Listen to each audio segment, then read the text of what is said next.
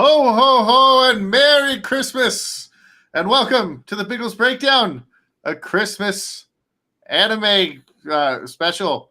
Yes. I'm joined by my co-hosts, Crimson Law and Little Chad. Say hello, everyone. Hello, everyone. Konnichiwa! I won't complete that quote because, well, we're only about 50 seconds in. Mush mushy. Konnichiwa. Okay, Merry Christmas. This was, you can see our DMs over there. There you go. Leaked. We got Merry Christmas from ReZero. Leaked DMs of me chewing Biggles out for making me depressed before this stream. I'm getting yelled at, and it's not my fault. We listened to A. Money Wilson, and he told us we have to do this one. So I was like, okay, I've never seen the show. I mean, honestly, of all the DM chats I'm a part of, our anime one would probably be the most like, oh, weebs. Just otaku weebs when we're just like, honestly, oh my god, did you see Villainous this week? No, our DM chat is like the cleanest DM chat that I am in.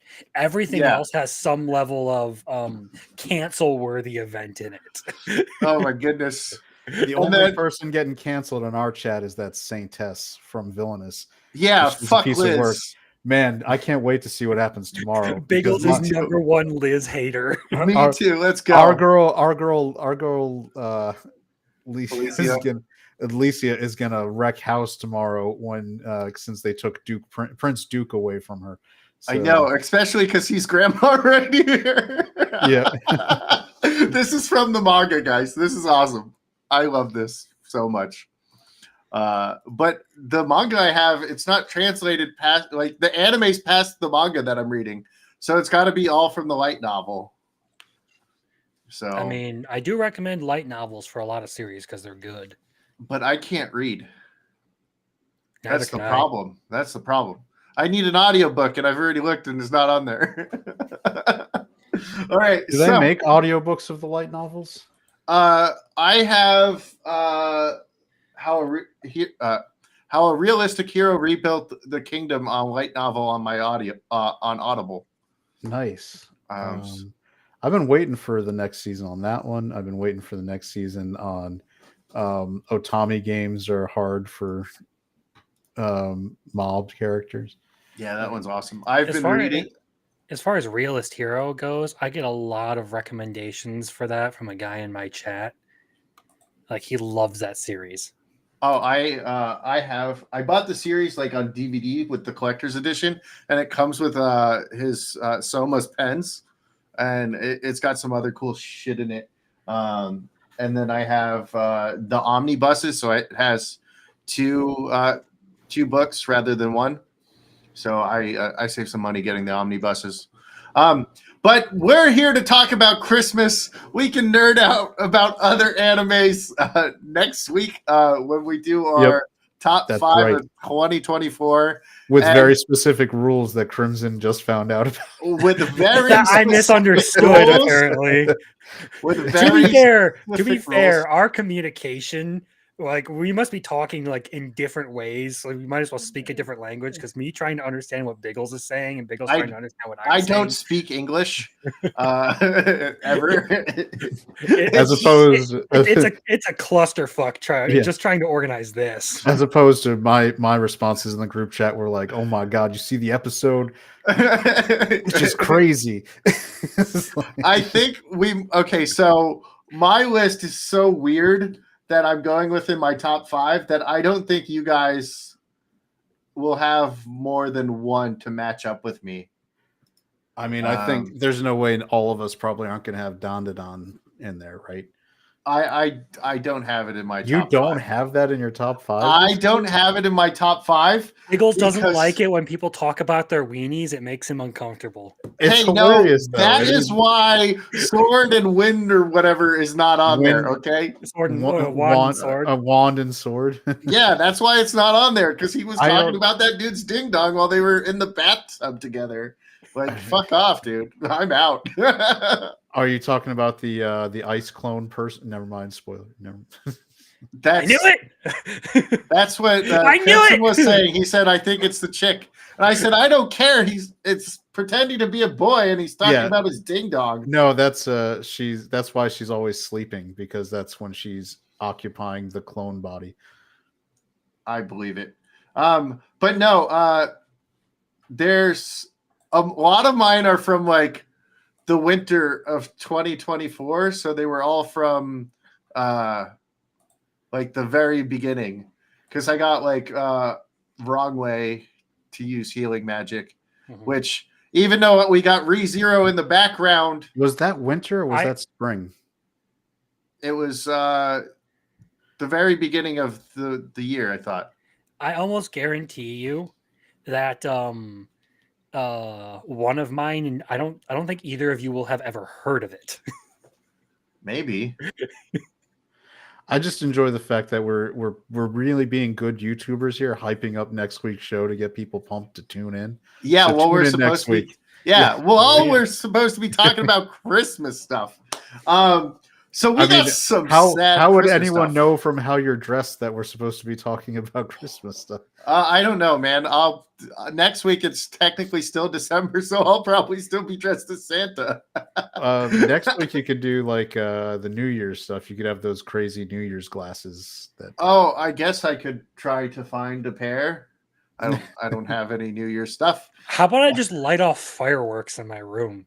That would work. That's not smart, but yeah, go for it. It's okay. I work in construction. I can fix it all. I can fix it. That's good. That's good. That's what we want. Just be careful of the manga in the background. We don't want those to get hurt. Fuck, I forgot about that. Oh, we got a guest. You can join us next week if you want. We have some sad freaking Christmas episodes. Thanks, chat.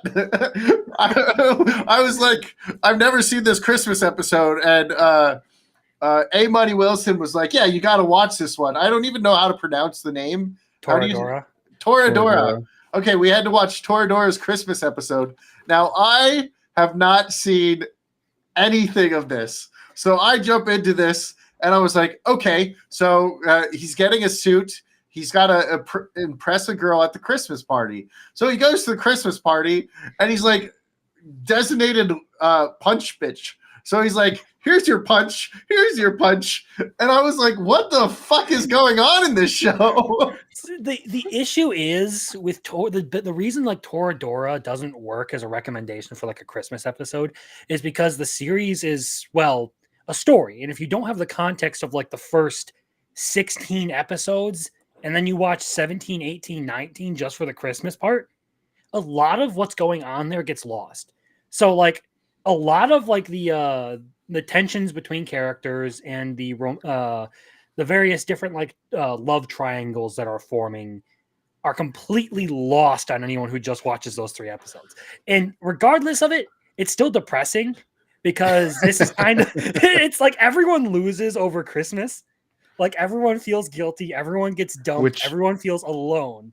And all that gets resolved later after Christmas. And it's just, it's a sad part of the story. We got a musical number though. Yeah. In romance or romantic comedy animes, Christmas is always like, I can't think of one where Christmas was the, even in Dangers in My Heart, like, I guess Christmas was it was still like it was still like 3 episodes before the final. So it was, it's never the finale. It's not like, normally with romantic comedies or romance, you'll definitely get a lot of them where they finish up at like the summer, fireworks, right after New Year's, the festivals. Yeah. They'll like knock off the festivals or do New Year's, but Christmas is more of a like culmination of either romance where this is where I've got to get a present, she got me a present, he got me a present, something, or it, like in this case, let's just have a whole lot of depressing like stuff that has to get resolved in the upcoming episodes because we have to conflate ways to make them not happy in the most depressing ways possible. And it is anime, so be prepared. Some shows it can be really depressing depending on how they go. No, Toradora, I think as a series is definitely worth a watch if you like romance stuff. It's just that Christmas episode happens to be one of the more depressing sagas when it comes to what you're talking about with the Christmas stuff. Well, they did have a musical number, and then he's like, "Yeah, I got the bear suit," and he goes and he cheers up that girl who left early because her whole thing was like, "I'm a bad person, but I'm trying to be good, so I got you this girl that you like," and he's like, "Cool," and then she goes outside and she's like, "Why the fuck am I crying?" And I'm like, "What the fuck?" I had no idea what was going on. I was kind of laughing at this whole thing. I was like, well, why did you tell him to stay? Like, what the fuck? Because just so you're clear, the guy in the bear suit and the short little girl that you're talking about, they have this deal where they're both trying to hook each other up with their best friends. So the dude is trying to help Tyga, the girl he went to see. He's trying to help her hook up with with one of his friends, the guy in the glasses and all that, who was like in the like Chippendale outfit. Do you think I'm sexy? Yeah, the sexy Santa. They're like, that's just called sexual harassment. Yeah. Like, she has a crush on him, and the guy in the bear suit has a crush on the pink-haired chick who ends up dumping him at the end of the episode. Nice. Yeah. So that's why they're but... working together. It sort of like spirals out of control as they sort of like get to know each other, and as romance manga does, like, yeah, we have this thing going on, and the more they get to know each other, like, I kind of actually like you. Like in the previous episodes, it kind of shows how Ryuji is getting a little bit jealous of anyone who like starts to pay attention to Taiga or whatever. So that's one of the things you miss if you only watched episode 19. Oh, well, it's okay. And there's also the stuff where Minorin, the pink-haired chick that I was talking about, breaks a bunch of shit by accident because she's not focused, because she's a little like distracted by some of the things that happened between her and Ryuji that Taiga helped orchestrate. Again, all these things you miss. It's a good Christmas arc for the series, but not individually, because it's well written, but depressing as hell. I believe it. I was like, what the fuck is going on? But because I had no attachment to these characters, I'm just laughing at their misfortune. Oh, we got Sippy Senpai here. Let's see. Hello, kitty. Just popping. I don't know if that's a bad thing. Hello, kitty. Right? I think it's just a smiley emoji, just to be expressive. Okay. Maybe just popping in to say hi. I'm sick. Oh, feel better. Going back to bed. Have a great stream and happy holidays. You too, Sip Me. Feel better. I didn't even write what I wanted to write correctly on that tweet, but it's okay. I was trying to share the stream out, and I spelled words wrong. All right, so no worries. You could start an entire cult about Boyd because you have spelled a word wrong once. I could do anything. All right, so let's talk about a fun romance anime where we get the first date, the one you guys told me to watch, and I was like, yeah, I'll probably check it out. And then I was fucking sick from eating a whole bunch of pizza and Sour Patch Kids and got sick, and I couldn't leave my room. So I watched the entire series of Danger in My Heart, and we had the Christmas episode, which is their first date. I didn't realize it before I picked it up. I actually have a clip from this episode that I use in my streams, and it's the scene where he's standing right outside the changing booth. Oh, yeah. Don't get a boner. Don't get a boner. Do you does anybody else appreciate how his libido is the devil he like in this show? They acknowledge, like, instead of just the little devil on his shoulder, it's the optimum version of him, but it's his libido just constantly trying to like go ahead, do it. That is honestly like that series is just fantastic all the way around. Yeah, it's pretty fun.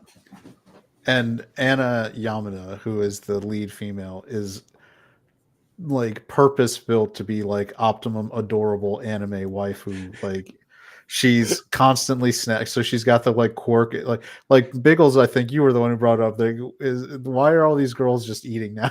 Like, yeah, why do they love food so much? She's such a goofball.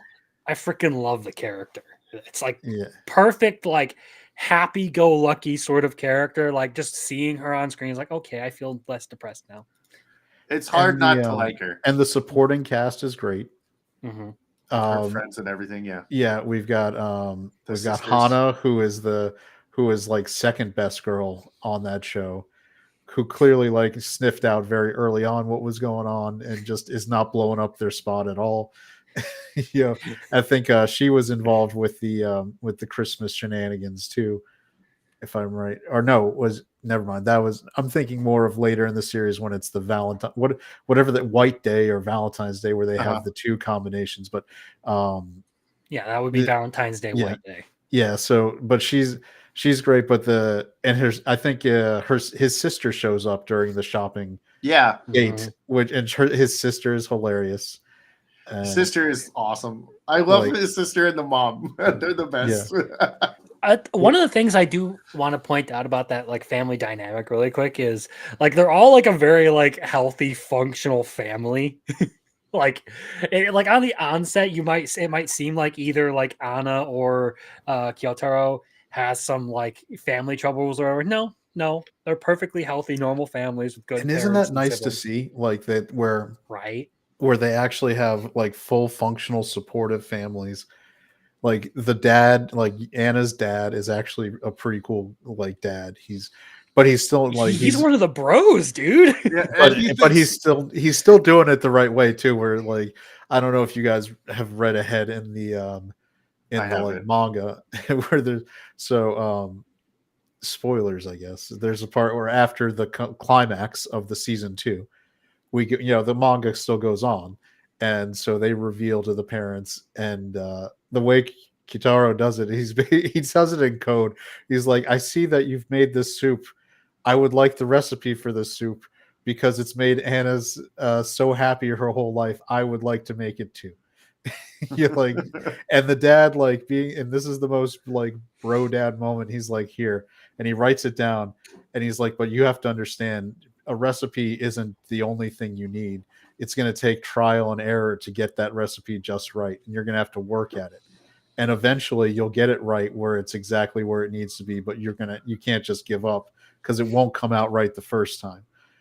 And it's like that shared moment between him and the dad, and it like we know with Anna, it takes her a second to realize what happened, and then she gets all girly and like hugs him, and then what's hilarious is they're all excited and they're hugging, and then I guess she like hugs Kitaro, and then the dad realizes and looks at it and gets the like why are you hugging my daughter so close look.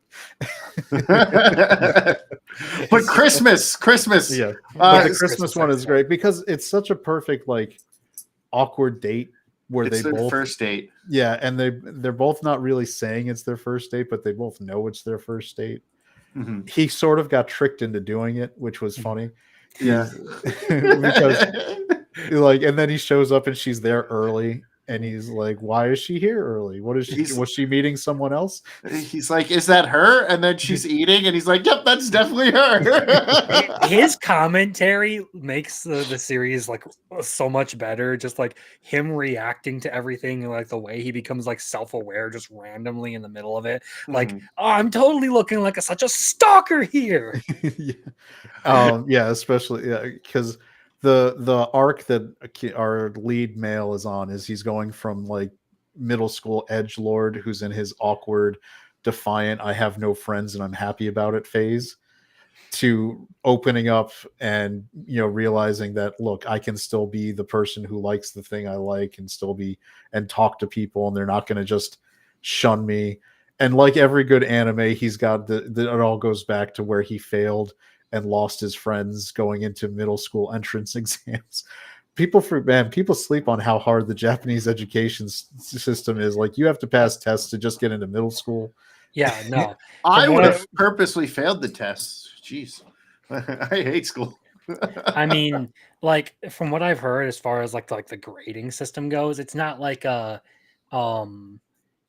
way it functions is a little bit more complex than how the US grades, and basically the people who have like the lowest scores tend to just get failed automatically because they deviate too much or something. It's effectively graded on a curve, and people who are too low on the curve are the failures. Good old E-Class from Assassination Classroom. There you go. You failed E-Class. Get the fuck out of here. You get your own building. Man, but it's such a but the show is so sweet. Like if you want a Christmas episode that is going to be like diabetes because it's so sugary sweet. And like I said in our chat, like this show could just be called Type 2 because it's so sweet. It's like no.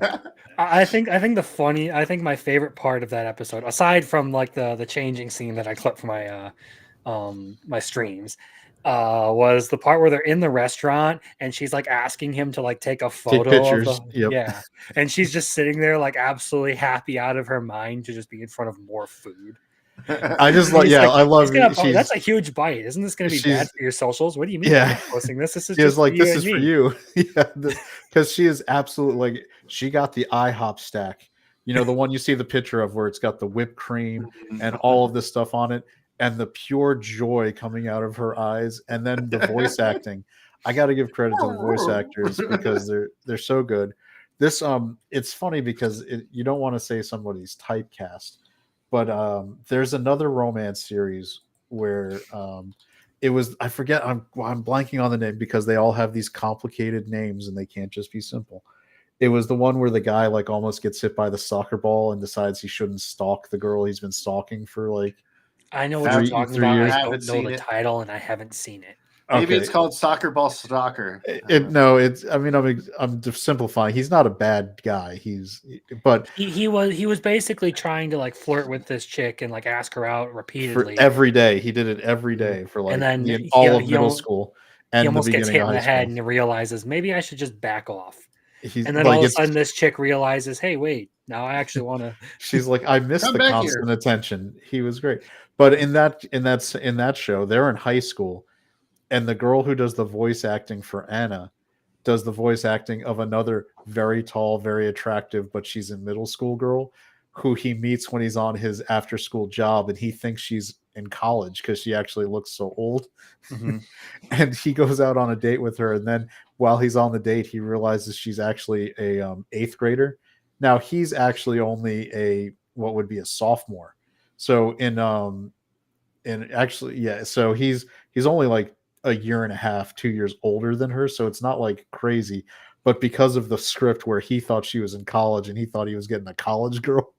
And it turns like it's because they're at a place where it's like a handcrafted place. And there's a picture of her in the middle school uniform with her dad, like making something. And he goes, hey, do you have a little sister? And she's like, no, silly. That was me with my dad like a couple months ago. And he's like, oh shit. But the English voice actress clearly has good range for being like naive, ditzy, but heartfelt person. Mm-hmm. She can really express that, and can so she's great at it. I'm assuming we all watched the dub. I've watched both actually, and I think both sets of voice actors were pretty good. The only person who I think, as far as voice acting goes, does like that sort of like ditzy air to their acting just as well would be Sally Akami. And the only thing I could put her in would be Tomo-chan is a girl. And she actually did the Japanese and English versions of her character. And nice. So she did the blonde chick, who I also thought was absolutely hilarious because she's kind of the same like absolute like unstoppable positivity, but an airhead kind of character.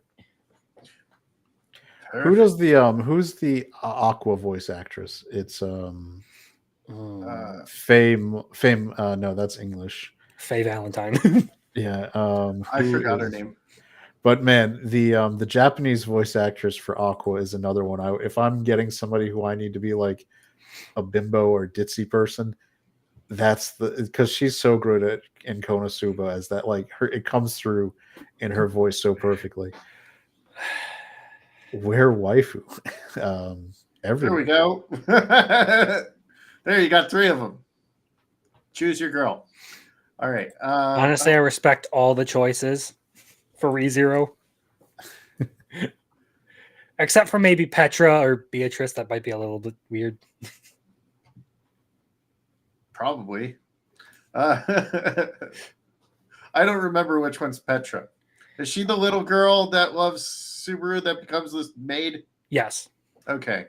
I like her. She's fun, but not like in a creepy way. Because Not in a waifu way. no, No, definitely no, not. no. Definitely not. No, Definitely no. not. The acceptable waifus are our princess candidates, except for Felt. Is it Felt? Yeah. Because she's like Because 13 or something like that. yeah, she's drawn like 10. So, Mm-hmm. but I know that Crimson has a soft spot for Our Lady in Green over there. Hey, I like her too. She's awesome. She is. She's got that military look, which is always nice in anime too. When they If wear it the hadn't like, if it hadn't been for the end of Arc 3, Crucia would have been like pretty much the ideal candidate. I'll just say that. So let's go to our next one, which would be My Hero Academia. So this one starts off with the interview from hell, basically, where they cut out Bakugo because she's like, ah, like full on Bakugo. Fuck that twat, by the way. Fuck Bakugo. Yeah, I said it. So he's full on Bakugo, and Shoto's just like, no, we're friends. And like all like just like normal, like And kind they of make the cut monotone. super obvious in the interview. And Bakugo's just there like and the background. Bakugo is one of my favorite characters. I mean, he's so. I mean, he's such an anime trope about like the angry, like bro villain, but he's actually your buddy hero. He's putting all those like he's Vegeta. I mean, he's like there's a template. We know this template. I mean, he's Terrymon from Kinnikuman. He's Vegeta, whatever. Like guy who was kind of a dick at first, who was your rival, who becomes your best bro. That's but what I love about Bakugo is they never let him like in the other like in Kinnikuman with Terrymon, like they turn a corner where they're just like, all right, we're cool now, like we can talk about things. Bakugo is always like, no. It's like I'm always gonna do this. Well, I mean, eventually he does turn that corner, but it's just way late in the series. I don't know if you've read the manga. Are we talking about the anything. flash forward that they just did as the additional ending? I mean, maybe technically sort there's that, but also at the end of it was season 6, right? The vigilante stuff. Mm-hmm. Vigilante arc. Yeah, right before that's before the Total War arc, right? That's before season 7. We're going into the final arc here. Yeah. But because of Bakugo, they have to do the media class, which we get Mount Lady. And Mount Lady is like gushing over Shoto because she's like, man, he's cute and dense, just my type. And she's like, don't smile. FBI, open up. He's like, don't smile. You'll knock him dead. And he's like, they'll die. And you're like, Shoto, you're so fucking dumb. Just, but it's my favorite part of the whole episode. I mean, I think my favorite part was Eri getting the holidays wrong repeatedly. Oh yeah, she's like, here's the eggs. No, that's Easter. Trick or treat. That's Halloween. We're close enough. But you get Eri, who's the adorable little one that has the horn that can reverse time and stuff. The effective adoptive daughter of our hero, sort of I guess little sister, sort of. More of a daughter to Lemillion than kind of. Because he takes care of her all the time. But yeah, we get the Christmas episode, and they're trying to get Bakugo in the Christmas thing, and he's like, "I'll kill you!" like fuck off. Then you have Kaminari in the background pitching a hat on him and actually scoring. He actually throws the Santa Claus hat on him. Yeah, but it's so fun, and you get them all hanging out. They all have like. Their Santa hats all have their like power on the what would be this part of the Santa hat. So that was kind of cool to see. I didn't notice that the first time I watched it. But that's a good little episode if you need like a break and see some cute stuff. I mean, it is a little bit serious for the first half, and then they cut over to the Christmas stuff. That was really I think like that Christmas stuff was like it was like a chapter's worth of manga that they covered. So I can't really blame them for only having that much to do. It's kind of like, as a Christmas episode, it's about a half episode. Yeah, well, some of the other ones are just like, yeah, it's Christmas time, but we're going to make you cry anyways, you know. Now, let's jump into my favorite of the Christmas episodes that we have. They are on the thumbnail. It's going to be the How Heavy Are the Dumbbells You Lift? Now, what did you guys think of this episode? It might be one of the perfect comedy Christmas episodes ever made. I don't know. We have a bunch of thirsty girls. They're like, wait, you're saying there's going to be hot guys that work out at different times? We gotta go. I mean, only absolute, one of them is obsessed with muscles.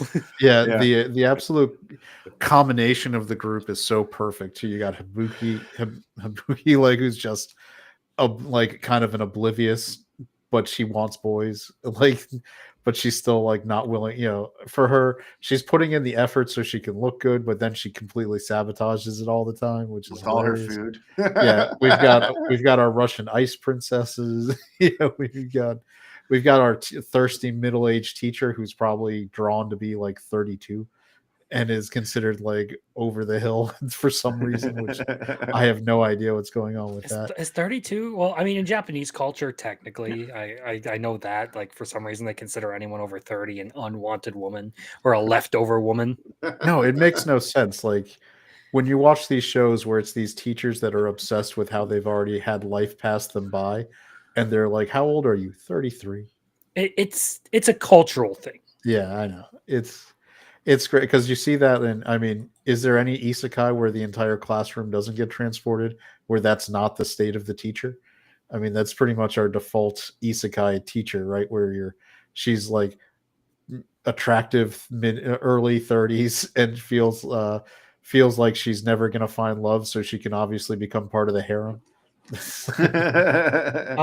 I can actually name one. It's called So I'm a Spider, So What? Yeah.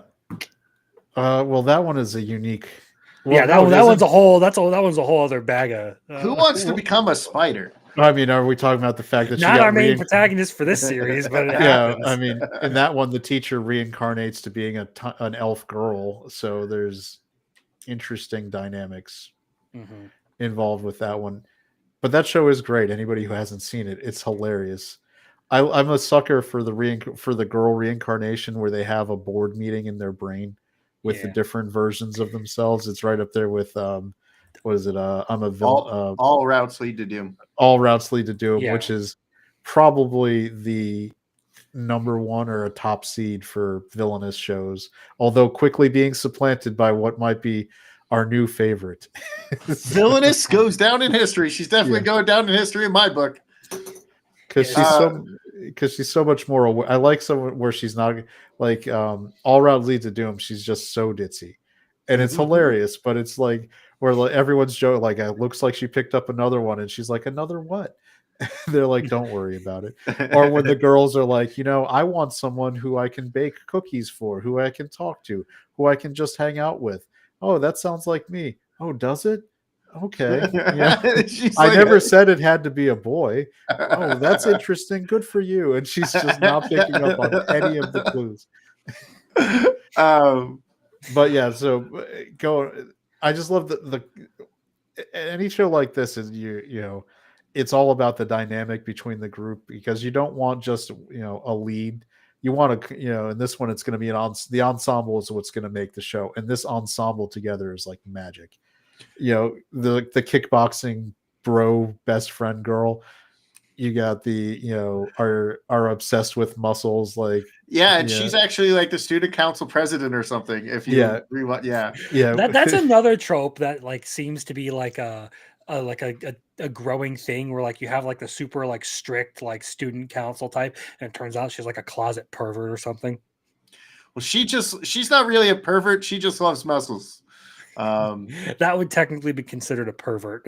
No, because she's like, in this episode, even she's like, if I would just to look at the muscles where he's not, or where he's always at the gym, it wouldn't be the same. It would get boring. So she took him to like their version of Disneyland. And what happened? Okay. I shared a screen because I think it's the most optimum image of our waifu group. We got Miss Tachibana, who I love, who's just like obsessing over, like, she sees somebody like giving her attention. We got a Russian princess like excited to have the competition. We have Hibuki chowing down on an extra large size bowl of ramen, which is 1,560 calories. And then we've got her best friend, yakisoba. Yeah, the extra large, and then her best friend whose family owns the gym and does kickboxing, just actually like looking at her like, are you really eating that right now? And this is from the Christmas episode too. Yeah, this is the beginning of the Christmas episode, like the very first scene. The only one missing from our group is our student council president, but I just love this image. It just sums it up so well. It's like, but yeah, that's our thirsty teacher on the left. Mm-hmm. It's always good when you can cover all the hair colors too. I already called dibs, damn it. No, just kidding. in my head canon, I feel like our Russian girl is cousins to Alya, who hides her feelings in Russian. She's probably like a cousin and is like just in a different, visiting. Well, doesn't she? Wait, no, that's a different. This one. She like loves anime, so she's like, I came to Japan because I love anime. That is like the like most popular like foreigner trope in like any anime. Oh god, what else was there? There was like some like B tier romance manga I read a while back where some Dutch chick comes to Japan, and it's all because she's obsessed with manga and anime. There's also Zom 100. For some reason she was German in that one though, right? She was in Zom 100. Zom 100 is the German chick, Beatrice. Oh, was it 2.5 Dimensional Girls where the girl was visiting from China? Oh, was it from China she dressed as a... No, the manga I'm talking about is, I think it's My Wife is Wagatsuma-san, and like it's a fucking wild thing. I mean, I could probably pull up some of the old screenshots I sent to my friends while I was reading it. But there's just some ridiculous shit in that manga. It's insane, but effectively the plot of it is this guy will randomly like have like dreams of his future or whatever, and he has this dream where he ends up married to the most popular girl in his class, and he's like basically doing everything he can to try and make it come true. And as it happens during all of this, another love interest is introduced, and it happens to be the Dutch chick who moves to Japan because she really, really, really likes manga and anime. I could see people doing that. I think my friend might do that eventually. Just be like, I hate America. I just love anime. Go back to Japan. So there's actually 3 workouts in this one. They have the flexing where you stay and you hold your flex, and that's working your muscles. They have the incline bench press, and they have skull crushers. And Hibuki hits herself in the fucking... You're not actually supposed to crush your skulls. What's wrong with you kids? And we have Ian Sinclair, also known as Magnus Swing from Black Clover, as the narrator. He narrates this whole thing. And he also narrates our next one, Love is War, The First Kiss That Never Ends. So who wants to start on this one? I loved this movie because as far as like wrapping up the character arcs of Kaguya and Shirogane, it's perfect. Had a good ending. It was a little bit like unusual or at least I shouldn't say unusual. It was a little bit of like the conflicting tone of like, well, they finally made some sort of progress in their relationship and they're almost there, but now everything is going backwards and they got to deal with their own personal problems before they can fully commit to this relationship. I really love when when she reverts back to her like Mhm. Chibi form. kitschy like chibi form, Yeah. where she's just like not functioning. Because the whole point, if you watch like the main series, this was released as a movie, I think, in Mhm. theaters. I think Crunchyroll did through Fathom Events and everything. On Crunchyroll, I believe they broke it up into a 4-episode mini season. Yes. But it's really viewable as one movie.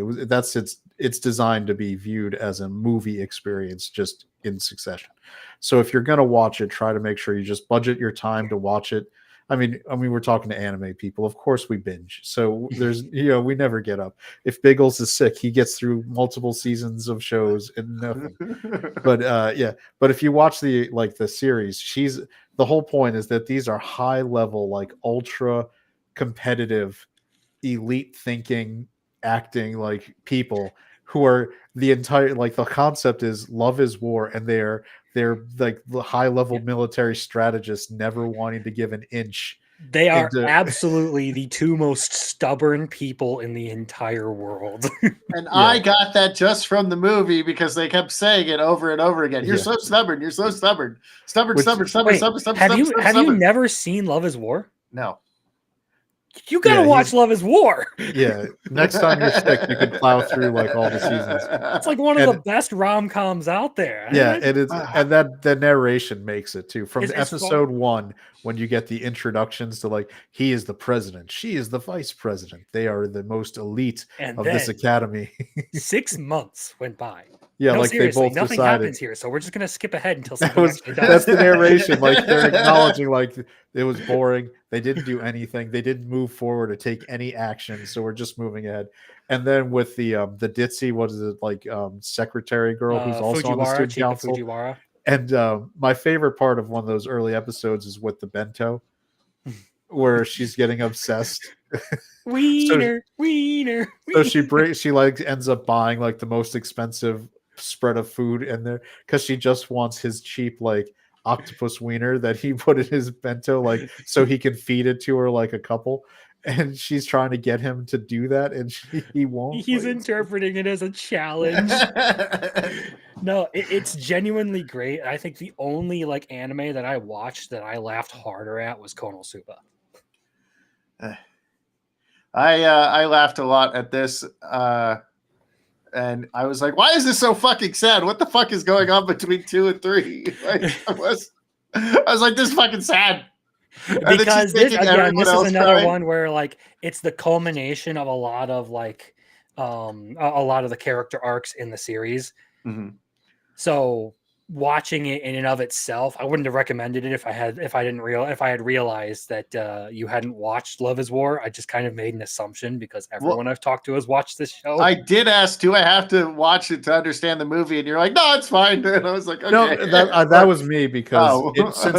this is where you get the benefit. Since it was designed to be a theatrical release, Mhm. they did build it so that they would basically give you enough of the backstory to function just fine seeing what you're seeing. And I think you can you are attesting to that they gave you enough to get the context of what was going on. Although, like anything else in anime, when they do the feature releases, it only makes it better. Like, if you can watch it, it gives you all that extra. Like, if you go to see like Overlord, which they just released a really great movie that came out where they were covering the war arc that was happening in conjunction with the last season of Overlord. Mhm. And if you haven't watched Overlord, they give you enough to give you the gist that he was trapped in a video game, and then you just are watching a fun stuff. But if you've actually seen the show, you're going to get so many more references, and it's so much deeper. Mhm. So I actually didn't really care much for that movie, to be honest. you didn't? I thought it was. No. I mean, it was pure Overlord. It was, but I had my issues with the way a lot of it was done. And particularly, it just felt like it would have been better served as its own season than a movie. That was my big issue. Well, I haven't think seen since it was done, since that happened at the same exact time as the events of the last season, I think they were just looking at there was no way to fit that in nicely with the season as it happened when they structured it. So I appreciate that they didn't just throw that material into the bin and just skip it. Yeah, well, what I'm saying is the way they kind of structured it, it seems like they do some adjustments to the timeline to make this happen after the last season.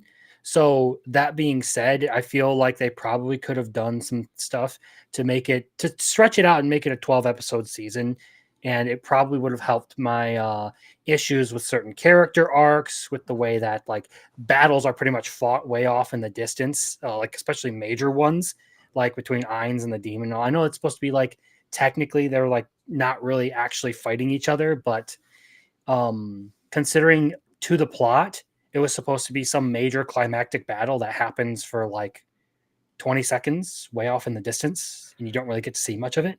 See, I That didn't was mind that because the focus was on the fact that it was staged and that it was what you're supposed to be getting from it is the awe from the character that he was grooming versus the rage from. I do like that every time in Overlord, the one character who usually figures something out is just uniformly ridiculed, like or like the paladin who was like, Mhm. he's the only one benefiting from all this. It's clearly he's setting this all up, and everyone's like, shut up, you're clearly wrong.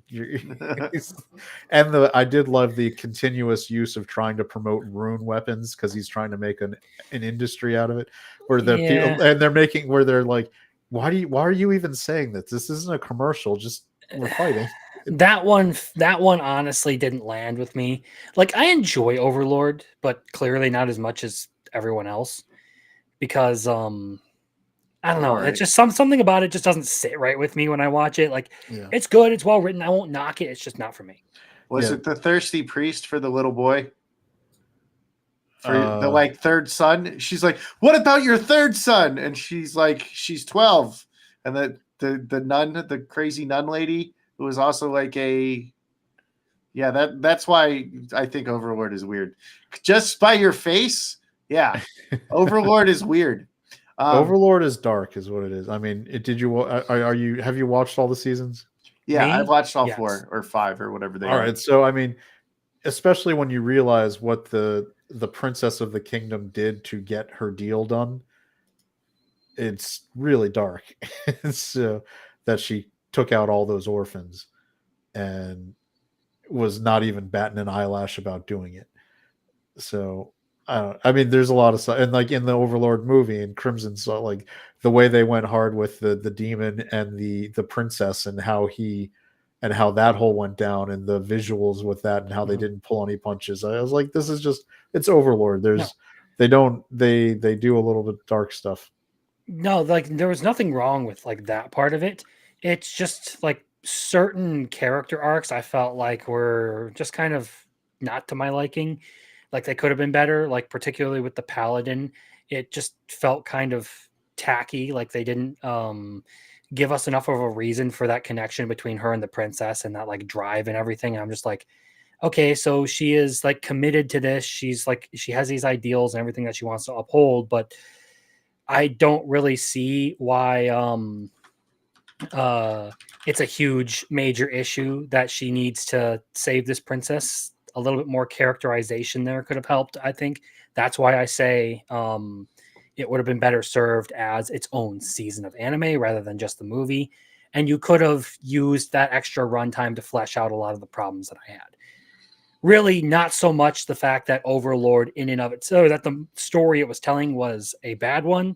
Just the fact that I felt like it wasn't given enough time to fully touch on the things that I wish it kind of would have. All right, back to Christmas. Yes. All right, so Yeah, we well, talked. all that is to prove how much better the movie for Love is War was handled to give you Yes, everything you needed and still make a nice snappy 4 episode and Crunchyroll, but really movie to kind of move, for the next step in their relationship. and speaking of, or earlier we spoke of the interdialogue between the multiple characters that we reference villainous. They do that in this movie, and I thought it was fun because they put her on trial, and Yep. the little one that's like sleep deprived and doesn't work. She has to be like 60% happy or something and like 40% in denial, and then like has to be sleep deprived. It's a super rare card of her, Kaguya, and she's the like, Council of Kaguya. yeah, and she's like, I like president, and then there's the scene where the president and her are talking to each other when she's in that like brain dead form, and she's like, yeah, and it shows both of them and they're like waving their arms around. Kaguya, president. and then like I think it's Fujiwara who comes in and she's like, okay, I'm gone, and just leaves while they're like, it's so funny. That was a pretty fucking good moment for that series. It's just like the show is fantastic. I mean, Ishigami's underwear rant is amazing. There's something where with anime comedy, to have broad appeal to the West, it's very unique. Like the Konosubas are rare. Like this, Love is War is rare. Where you've got something that just has broad comedic appeal to anybody who watches it. Because usually, especially like we've talked about, Japan has such strong, definitive cultural cues. A lot of stuff doesn't translate. So, or at least unless you start getting really into weeb culture where you're understanding there's White Day in addition to Valentine's Day and it's a big deal and, all this kind of stuff. But Love is War is so broad based appealing for the comedy. It just works. Like it's slapstick. It's got silly things. It's got the goofy, sleep deprived. It's like they make the jokes. The narration is gold because it sets up everything so that you can understand it, and the jokes land way better as a result. And the narrating, the voice, like you said, the voice acting where he's got that just makes it so much better. Yeah, where he's got the booming thing, and then I love the because we watch enough anime, we get this to like the calculated anime character trope where he's doing the internal monologue, like where he's coming up with his. It reminds me a lot of Eminence in Shadow, where he's like when he's doing his, except he doesn't do it internally. He actually speaks out the goofy monologues where because he's doing it on purpose for show. But this show has a lot of those elements where if you loved Shadow and his like putting on his character monologues, the stuff in Kaguya-sama is going to land hard for you. It's going to make you laugh your ass off. And Biggles, you need to go back and on your next sick day or day off, just plow through those seasons because you're going to love it. Well, I could probably watch it tomorrow. But I'm going through getting my watch hours because I'm less than 200 away now. So we just gotta have people watching and going. So next week, make sure to watch us as we talk about our top 5 animes of 2024 with very specific rules, and keep watching now. If you're really a big fan, there's no reason that you couldn't put a playlist on and just mute it and let it just go and help our boy out with those watch hours. And I do have a playlist called Biggles Playlist All Biggles All the Time, which has every single video on my channel, starting with the ones that have the most views. So you could just watch them as they go down to be like, hey, why did no one watch this one? And you can, don't worry, you'll get to my baseball one and it will literally be me yelling at the announcers talking about her Gossip Girl like 30th birthday party when bases are loaded. And you'll be like, why is Biggles so upset? By the way, congrats on getting Juan Soto. That's going to work out awesome for you guys, just like it worked out for the Yankees. I hope so, because unlike the Yankees, I didn't have a $1 billion pitcher. Basically, no, he's like he's a high paid pitcher who didn't cover first base. We have your best player, Aaron Judge, drop a ball that hit him in the glove. Like either they tried to throw that game or they suck. So I don't know. It's the way that World Series went down was weird. It made, if I was a conspiracy theorist, I would say that it seemed, there's a lot of DraftKings advertising and there was a lot of stuff making sure that the favorite won. In spite of the Yankees being up like going into the 8th inning pretty much every game of that World Series, which was weird. Well, I think one game they were getting killed, I thought. I don't remember. I said all but refuse to one. watch There the was one Yankees. game they got blown out, but all the other Okay. ones they gave up the lead. Mm-hmm. So it is, that was our Major League Baseball break on anime. Because since I'm a Yankees fan and Biggles is a Mets fan, it's an odd combination. So you got to deal with it sometimes. I forgive you. Oh, it's okay. I forgive you too.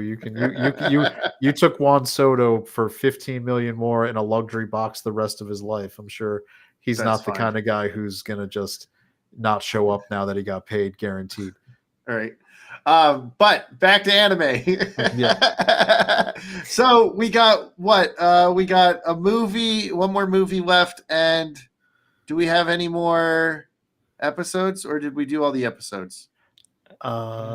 We did the How Heavy Are Your Dumbbells? We did Dangers of My Heart. We did Love Is War. I think we just got. I think of the ones we talked about, there was just the one left. There's the sorcery in the big city or something like that. That was So I actually couldn't find this one outside of having to pay for Crunchyroll, so didn't end up getting around to it before the stream. Okay, so don't worry about that. Little Chad, did you watch it? I was not able to get this one either, so okay. So there was a lot of other homework to do, so I watched that depressing as shit one. Yeah, sorry, I didn't mean to. I was just told watch this depressing ass Christmas thing and talk about it. You'll love it. Okay, that wasn't my fault. I had like the final episode of I think Era Fuera and coming in today and Grieving Soul from yesterday that I had to watch. I'm like, no, I have homework. I've got to watch this other one. It'll be, this is really uplifting. Hey, that's right. I am 2 episodes behind on Grieving Soul. Thanks for reminding me. It's you missed absolutely nothing. Fucking stupid. What, on Grieving Soul? Yeah, I think it's really getting dumb now. I don't like it anymore. But I haven't been a fan of it since about like the 4th episode. So I'm just trying to finish it out because of seasonal rankings. There you go. I like the dumb, like that's my dumb show. Like Grieving Soul. There's better dumb shows right now. What are there? Yeah. Let's see. Fairy what Tale. are the ones I have? I mean, Fairy Tale's been around for 20 years. Well, it's 100-year quest, so it's different. And we get Gray finally showing Juvia the love she deserves. Okay. I was more so taking a jab at Biggles by calling Fairy Tale a dumb show. Fairy Tale is like the friggin' Hugh Jackman from Deadpool, where they're like, "You're gonna do it till you're 100, man." Fairy Tale is like, "We're gonna keep making seasons till you're all 100, you voice actors." Till you die, motherfuckers. that one in One Piece will just always be in production. Always. There will never be. Kidding. I can't get second seasons on any of these amazing shows, but God help me, Fairy Tales just keeps chugging. I would sacrifice Fairy Tale and One Piece for another season of Song of Spider. So what? I'm just saying. Or I'll sacrifice One Piece for anything. Or how about how about Fairy Tale? Fairy Tale just takes a 3-year hiatus so that these other shows could get a production run in. You're like, come on. Well, Fairy Tale was off for a couple years, and then they're like, hey, you have to do a 100-year quest. And he's like, do I really? He's like, yeah, just write the story. We'll do all the artwork. So that's why it's different. He's just like, here's the outline. There you go. Done. But but he's got Pharmagia coming out, which is based on the game that I'm playing on Fridays. So make sure you watch on Fridays. There you go. We're throwing all the plugs. Since we've derailed ourselves, Biggles, did you end up watching the Sorcery in the... I did. And this was the one I was hoping you'd try to watch too, because I enjoyed it. So basically, there's this idol named Liberty who is causing trouble by using her magic to make animals or toys, stuffed animals and toys, come to life to bring happiness to the people of New York. And our main character's dad was a police officer in New York 15 years ago. He died. He gave her a bear. So when she's flying from Japan to America to be part of an internship for the NYPD, she has a bear with her. So she brings the bear when she goes into the office. And there's this girl, Emma Watson is her name. Really? I think that's. We call her Hermione for short. Oh no! Wait, hold on. No, sorry. No, hold on. Her name is Emma, and I forgot what her last name is. But she says not like Watson or Stone. I'm not like one of those, or like one of those movie star girls. That's what she says, right? And oh, good. They make a joke of it. That works. Yeah, that's what it was. And I was like, no one's going to confuse you for a pasty ass white girl, and like both of them are like super ass pasty white. It's this black cop, and she's actually pretty sassy. And there's a line later in the movie that's like actually great. And she was like, from far away, you would never get to like know like how great the city is, and like how my dad loved the city so much that he always wanted to protect it. And she was like you, had I ever been so far away, I never would have known you're like the nicest person, because she's got this rough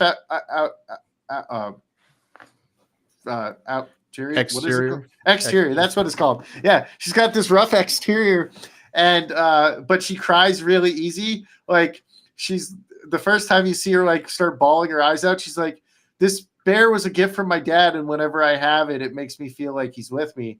And she just starts crying. She's also an awful driver. It like the scariest thing is being in the car with her. If you like watch her driving, like it's fucking crazy. But it's like super fun, because you get like these fucking epic fights between like they go to the Museum of Natural History, and I kind of want to say like they accidentally summoned an Egyptian creature or whatever to life because they threw a fucking T-Rex head at it, and like it summoned a thing, and it steals all the energy from New York, causing like massive blackouts. Oh, and the bear that she was with is named Apple, named after the Big Apple, right? And it comes to life and is basically a superhero fighting off all the stuffed animals and toys that come to life, and it's just a freaking crazy Christmas thing. And she's like, she finds out at the end the idol Liberty and Apple and the girl that comes from Japan, they all fight together. Akira, I think her name is Akira, and they all fight together to defeat this thing. And then you find out that the 15 years ago, the one who brought the light to and saved the Christmas was Akira's dad. The day he died, he like saved her Christmas. So she wanted, the reason why she was bringing everybody to life is she was trying to make Christmas fun for everyone. So the dad touched like all these lives, and that's basically what it was. And it was about coming together for Christmas, making people happy, with epic fights in between. So yeah, that was the Christmas movie I hoped you guys would have got to watch so we could talk about. But it was fun. I enjoyed it. It literally said Christmas, and it was about Christmas in New York. So if you've ever been to New York during Christmas time, it's freaking awesome. Probably not this Christmas because of all the problems going on. But yeah, this year I think it'd be a void. Yeah. Definitely. No I've taking never even trains, been to New York, much no less trains, during Christmas. no subways, none of that stuff in New York is a good place to be right now. No magic of Christmas. No Christmas magic. If only Liberty and Akira and Apple were there, they could have fought off the bad guys in the subways and stuff. Okay, so, and then face prosecution for it, but it's fine. No, they could get away with it. You know, one or both of them are technically cops. They'll be fine. So, and one's a stuffed animal, so you can't persecute a stuffed animal. But yeah, so that's what we got for Christmas episodes. Was there any other Christmas stuff you guys have seen that you would want to talk about? You know, now that you mention it, I don't think I've ever actually sat down and watched it, but I think one of the ReZero OVAs is actually like a Christmas special sort of thing. Or like a winter special at the very least. It's the winter one where like Puck is he gets big at one point, I think. And it's possibly her mom, Amelia's mom, right? I think maybe. I don't know. I've only I seen know it- that I've I only know seen that it there's once. one side story for like a Christmas thing that Tape Nagatsky wrote. I thought it about was a how- little more pleasant. It was like an actual pleasant excursion for the like wintry OVA that they did. That Subaru was in, which is different than the one that was about Amelia, where Oh, it was okay. like her Yeah. backstory and it was depressing. Is that Yeah. this one that I have in the background that I don't know if I've seen? That one looks a little bit more like the one I'm thinking of, because I know the one I'm thinking of basically has like Rem and some of the other ones getting drunk at their Oh, I like haven't seen that Christmas one. party. That at one point they make a whole bathtub full of mayonnaise at Subaru's behest, and What? yeah, That sounds no, crazy. no, the Christmas thing I was that really brought to mind was I read this thing about like a side story that was written about how the whole cast decided that because Subaru likes stars and astronomy and all that so much, they were going to make him his own star, because apparently stars work differently in the ReZero universe. They don't sit in like fixed positions in the sky. They're constantly moving. So they make this like giant ball of glowing mana and try to throw it up into the sky just for Subaru. That sounds like a bad idea. They do a lot of Well, bad ideas. in well, ReZero. it doesn't go very well for the first couple of attempts, but they finally actually like end up succeeding with it. So So how many times does Subaru die during Christmas? he doesn't. He doesn't. He has almost What? no. That's definitely not a ReZero episode. That The side stories are like tend to be like incredibly like wholesome and like really Well, like happy and enjoyable, and as- then you have like the main series just dark as shit. Well, you do have the like what if side stories that are dark. Do those really count as like side stories, or just like alternate? I mean, I know they're doing like, where they do it with the sins where he takes over like Mhm. pride or vainglory or any of those. Yes.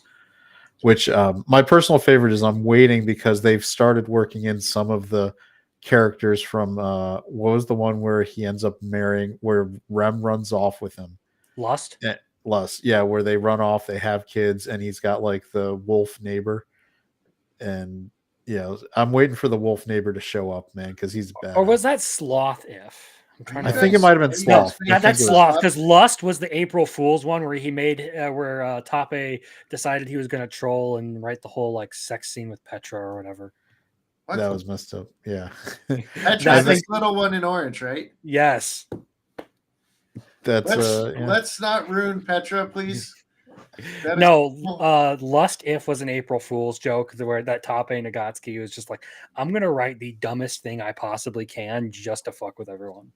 No, the sloth if is actually pretty interesting because we have the famous season 1 Run Away With Me, Mhm. choice branching decision From zero. from zero. And this is the sloth one is Subaru did. Him and Rem just left. Mhm. And so all the shit went horrible. Like everyone, witches cult does their thing and all that. But he ends up having a couple kids with Rem.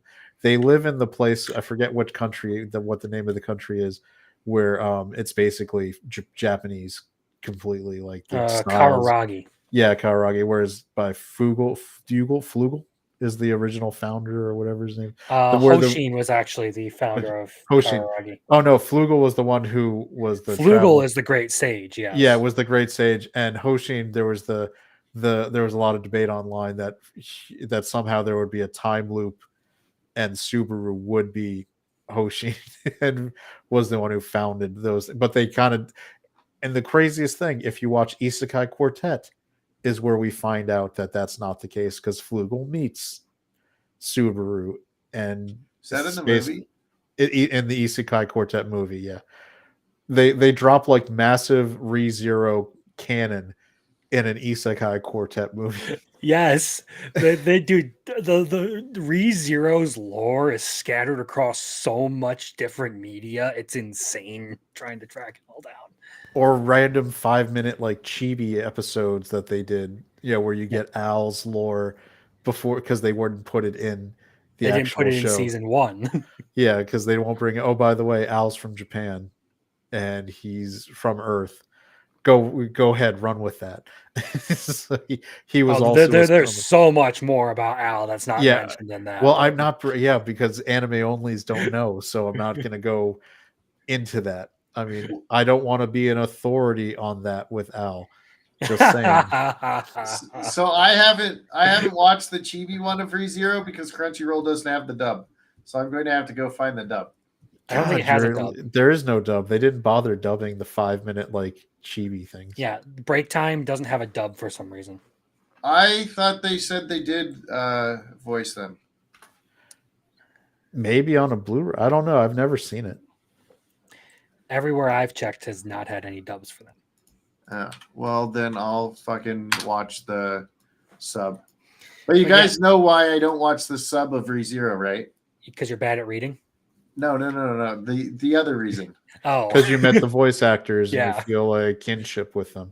Well, they're the ones who told me to watch ReZero.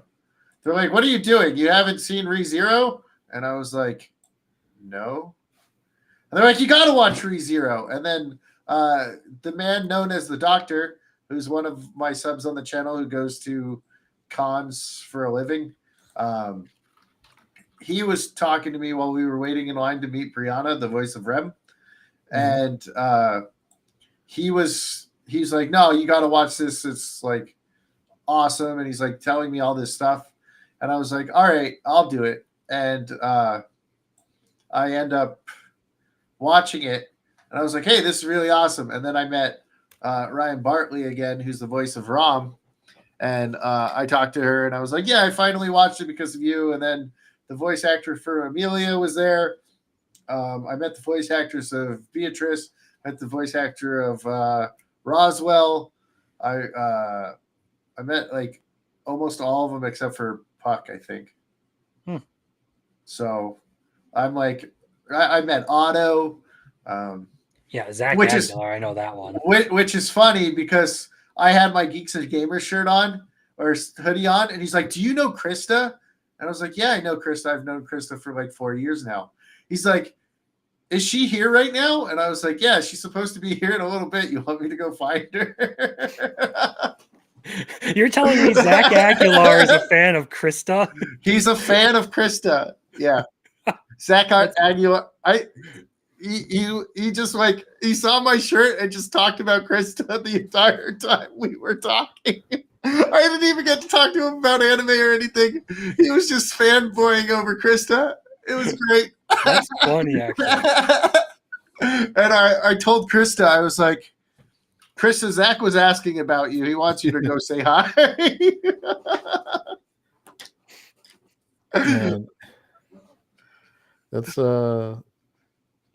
pretty impressive where he completely just derails himself while at a convention. He didn't even want to talk to me. He just wanted to talk about Krista. Otaku is what otaku does. But it was just so funny. But yeah, I basically met like the main cat. I met Garfield. The cat?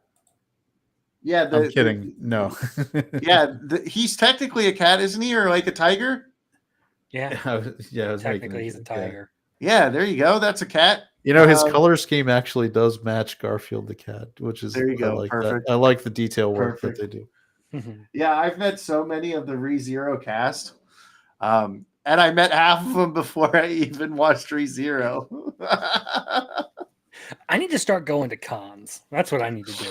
Dude, I'm going to MegaCon this year, which is in Florida. And there's going to be like the huge meetup or whatever. And I haven't seen any of the names for the anime yet, for the anime people. But I'm like, shit, my childhood crush is going to be there. So I was like, I'm going first day, Thursday. As soon as I get there, I'm running to her line. Which one is that? Alicia Silverstone. Oh yeah, she's in all that stuff. Oh yeah, she was in that movie, the bad movie Y2K that just came out. She's hit the phase. She's hit the phase now when they're making a 90s nostalgia movie. They cast her as the mom, so that all the people who grew up in the 90s will look at it and be like, I know her. I know her. I know her. She was hot. She was like I saw the crush. I saw Babysitter. I saw the crush. I know these. I know who she is.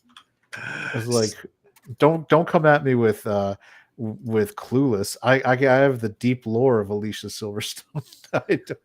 I have the cartoon Brace Face, which I'm actually rewatching right now. So you know what? There could be a reason why I like Alicia Williams a lot, our favorite villainess. Maybe like subconsciously, I see the name and I was like, Alicia, like, let's go. But I doubt it. Crimson's looking at me Simp. like I'm retarded. Simp. Hey, Simp. I'll take it. To be fair, I do have a bunch of fucking waifu plushies up on my shelf in the corner. So I don't have any plushies. I actually actually, I found do. like one of the 1 foot like REM plushies. So Wait, I do have a plushie. is it Chris? Oh, it's Jay. I was about to say, is it Krista? I have one of Ryan somewhere. I think it's in this box over here, but I don't want to go digging through. I don't know whether else. that makes you less of a simp or a simp in the wrong way. No, the That funny you're like, I have plushes, but they're but it's Jay, drunk 3PO. So we were at a meetup and Jay's plushie had just come out and I hadn't bought it yet. And Jay's sitting there like not really yelling, but he's like, how dare Biggles not get my plushie, and like just giving me a hard time. So I went like this. I took out my phone, went on 9line, bought the plushie, and I go, there you go, Jay. I bought the plushie. Just giving me shit. I was like, man. All right, I bought the plushie. That's the story behind the Jay plushie. And he said, thank you for the sale. Good job. He did. No, I got a REM from ReZero, a Darkness from Konosuba, and Chisato Nishikigi from Licorice Recoil up there. Oh. Is that Licorice show any good? I really like it, and a lot of people seem to like it as well. If you're okay with a couple of gay characters, yeah, it's actually pretty good. I don't care if they're gay. No, my point in all that is it's not like what we generally get out of like Western stuff where they make like being gay their entire personality. It's just like a side plot. Yeah, whatever. But really good action series. I like the villain. My first ever YouTube video was actually reviewing the series. Mm-hmm. So go watch Crimson's video. But after you get me the watch hours. No. No. So yeah, so Christmas episodes. We finished all our Christmas episodes that we had. I'm sorry I gave you guys homework. Do you want to talk about any of the shows that we've recently watched? Real quick on Christmas episodes, I will say I can just to share like my first anime Christmas episode experience was at the time it was Robotech because it wasn't who was watching Macross in the 80s in the United States because it hadn't hit over here. But there's the famous, Christmas episode of Robotech reworked from Macross where they're, doing all that shit. It was like the first time, like, because you didn't get that in American cartoons, right, where they're, just living the everyday life in this case while the Zentradi are attacking Macross City inside SDF-1. So that was my first like experience with an anime Christmas episode, and it's a pretty famous one. I don't know if you guys remember that one. I didn't watch it. You didn't watch Robotech / No. Macross? That was a little before my time. I basically only watched Dragon Ball Z and Yu-Gi-Oh, and those did not have Christmas episodes. For Yu-Gi-Oh, that seems like a missed opportunity. That would have fit right in. I know they could have done like a Christmas themed fight. That would have been product placement, man. Product placement. I know, but they have no like Christmas themed cards either, so it makes sense that they didn't. Pokemon, I bet does. Maybe. Oh yeah, well they have Pokemon that look like freaking Christmas trees, I think, or something like that. I don't remember. They have a whole bunch of weird ass Pokemon. There's way too many now that I don't even remember. But Talker's great. Oh, I love the way that one finished so strong too. Yeah, actually that one was a really good one this season. I did not expect to like it as much as I ended up. Yeah, and I did not see the way and it's so perfect for the show, the way he dismantled the other party Mhm. was it. I mean, obviously it fits with what we've known of him the entire season, but it was so well executed. Mhm. And then for his whole master plan to be picking up the guy Mhm. who was the lead of the other party to make his party stronger. It was, he's basically telling him, you won't have to think with me. I'll do the thinking. You just get to kick be ass. you. You No, get what- to just be all you can be, and you'll be my vice captain of the clan. I recommended the show to a friend who came over to borrow a stapler, and that like the next night he's like, I finished Talker. It was good. Well, I was like today I turned on anime. I watched the 3 that came out, and I was like, wait a second, I'm missing something. And then I was like, oh fuck, Talker ended last week. I was hoping to get more. Yeah, like, but oh. as far as like that final battle, I liked how as far as Noel dealing with the monster in and of itself, it wasn't just like, oh, he's randomly immune because of this or that. No, he actually like used the monster's existing abilities and his own existing abilities Mhm. And he to planned like it too. yeah, He to you get the explanation that basically he set up on purpose to get the guild master or whatever the government agency name was to pick this as the abyss threat that they were going to take out, specifically because when he leveled up his talking skill and he got the parallel thinking Mhm. as his, like, he chose that as his strategic upgrade on purpose because it would basically just fry this telepathic monkey's brain. And So that's why I love when they're just sitting there having a picnic. I have said this multiple times when I've talked about combat and anime. I really like it when there is like a detailed and like proper strategy and tactics employed in these fights. Like they know how their powers function, and like how to make the most out of them. I think that makes for the most entertaining kinds of fights. Not like the big flashy, just I'm stronger than you kind of stuff isn't interesting or fun to watch, but Talker's strategic way of dealing with it Oh, was and then particularly good. when he took out the Fenrir like looking next one, and he had like the same thing where you're, because as you're watching it, you're like, oh, this shit is going south. Is this going to be like an arc where he gets the setback? And then you find out that it was all part of the master plan, as like, because it's like it knew that that you would, if we didn't sell it, you wouldn't follow us in here to gloat and then to giving yourself up to be poisoned. And when he's like, oh, just one little vial won't do it, and he's like, no, it wouldn't, but that's why we've got this entire cave is just drenched in it. That they just killed, like, and the poor little assassin girl's like, he basically bled me dry to get enough poison. he stole all my blood. Give Alma some snacks for that one. She deserves it. She's my favorite part of that show. Yeah, and she's got, was it the pink and blue eyes too, where she's got the mismatched eye color. Heterochromia.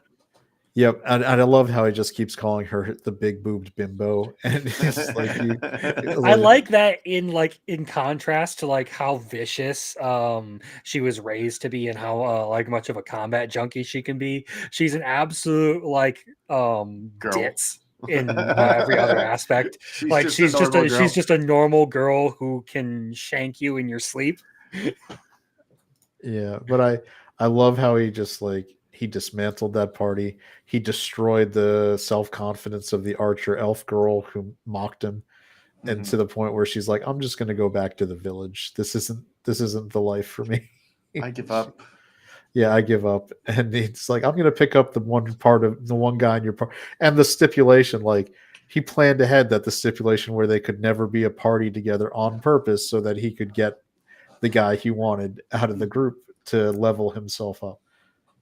I mean, I knew from the first 2 episodes where he ends up selling his former partners to the organized crime mob boss, and he wouldn't take just even the lowball offer where he talked him up to not just get the money he was owed but double it. So like, hey, everybody's going to know that you're not supposed to buy slaves, but you did. So they're going to think they're worth a lot of money. You'll be able to get even extra money. Look, she's attractive. She's young. They're all fit. I want 30 million, not 15. But you'll get 60, so it'll be fine. Yeah.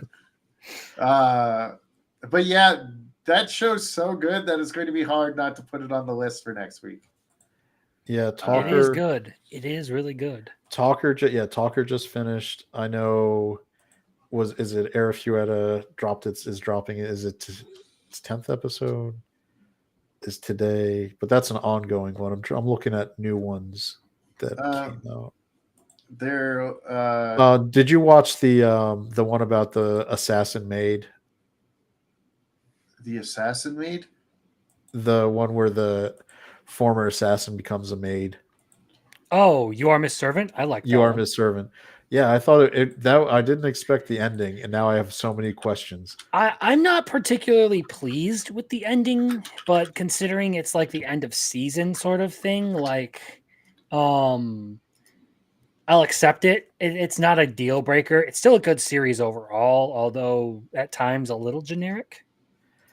Yeah, I like the it's a good fluff piece to watch. I think it's a good, and it comes out on a Saturday, so it's a good Saturday show.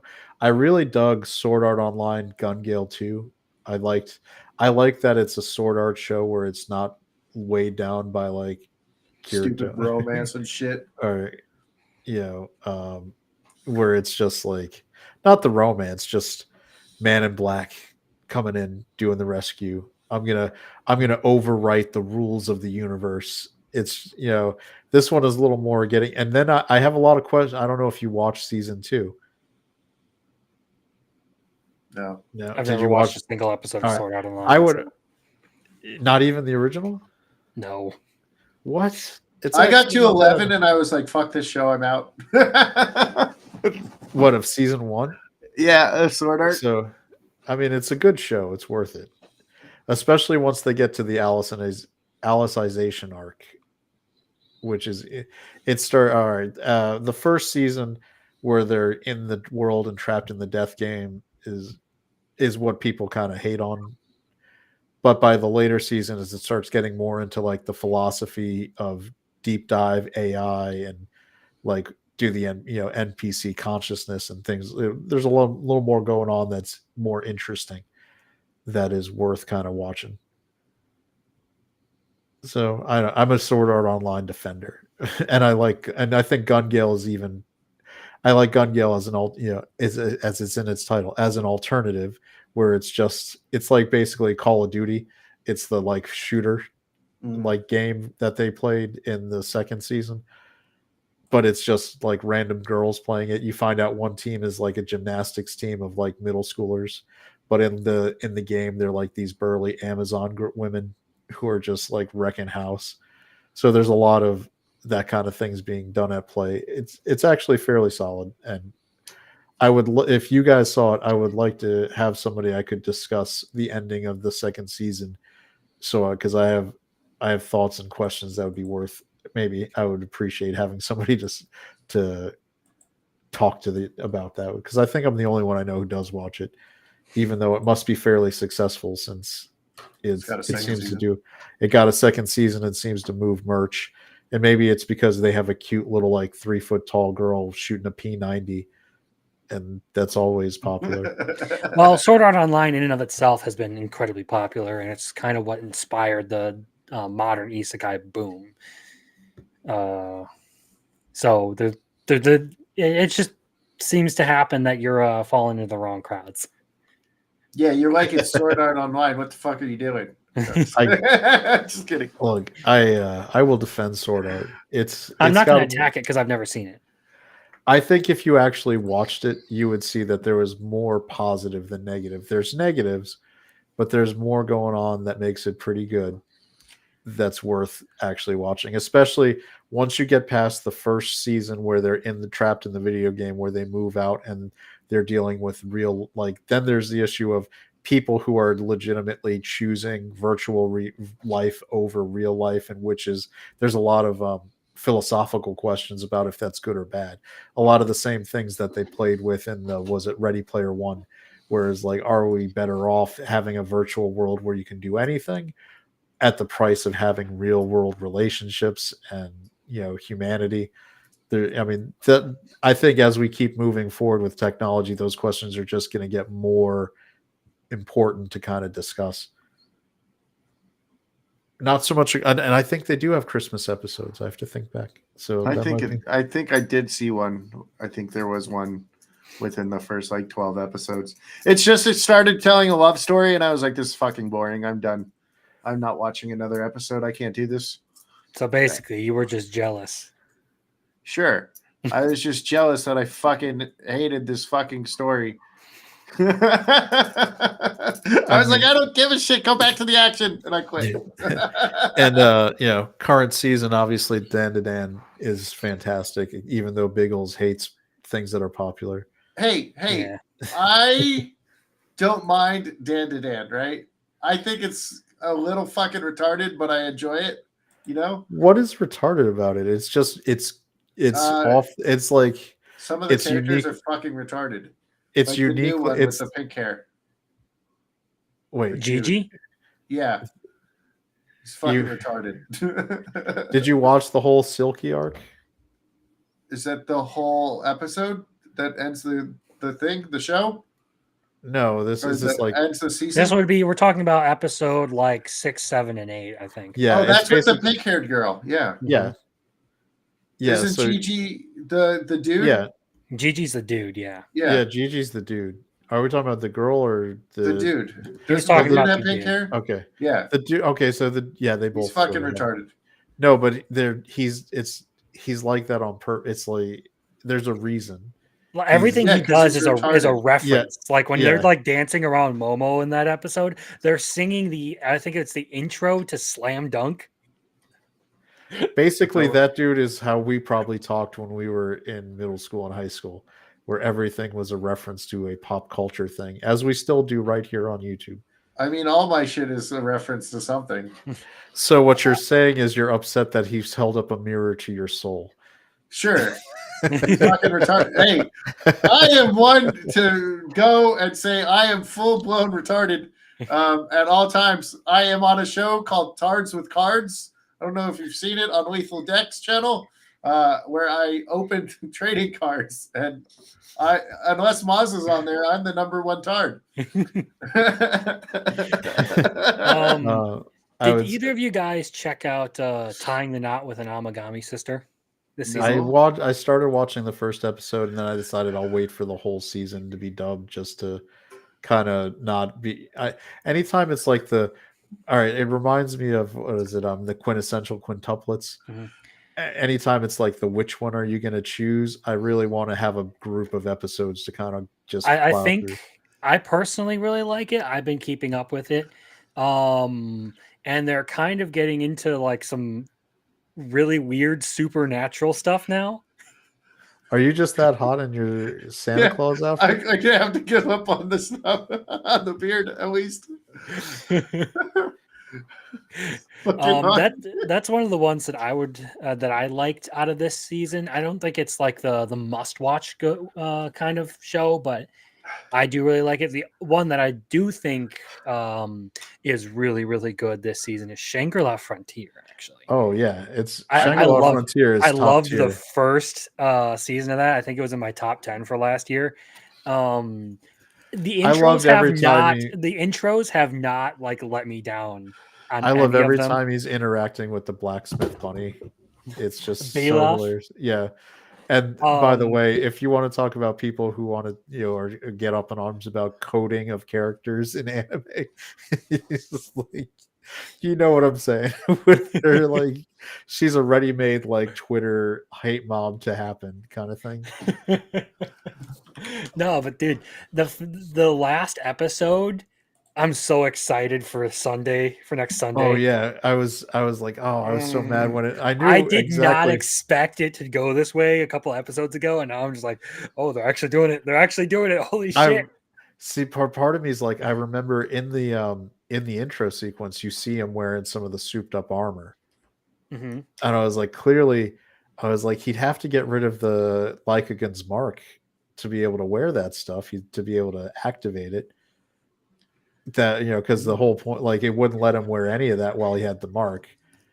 So Yeah. I was like, I'm sure Well, there's going to be some explanation, and that I think the, it's because now how cool would it be if they end up like him and Saiger, who is well, his the like thing is, because girlfriend, Saiger wannabe is there, girlfriend. they actually like do stand a really good chance because, well, Sunraku is like the guy who is really good at just dealing with things on it, just as they come at him. Plus, he got Um, to watch a whole sequence of the mhm. hits, and now he And knows about the Saiger can shadow, pretty much supply the DPS that they would need to take down a boss like which that. I love because I picked up on it. I'm sure you did too. Where he's like, "That's an interesting thing, but they don't have any DPS in their loadout. That's going to be a problem fighting a boss like again." And it worked. It's going to work perfectly because she's the DPS tank build that can stand back there while Sunraku is just trying to like move around, parry, Vorpal Blade, Vorpal Soul to get all that stuff. Just But I have been absolutely blown away with everything that Shangri-La Frontier has done. It's what taken a I lot of things I'm normally skeptical of and done really well with them. what I'm really hoping they do is they end up beating Lycagon, and then they make, clearly the game makes the announcement as soon as a unique boss gets beaten, and the other Katsu people, and Pencil Gun are going to be Pencilgon pissed. is going to be like, mother effer. Because just like when he went off, like when he was doing the quest with all the people from Rabatuza, and they caught up to him in the beginning of the season, and they're like, why'd you ignore our messages?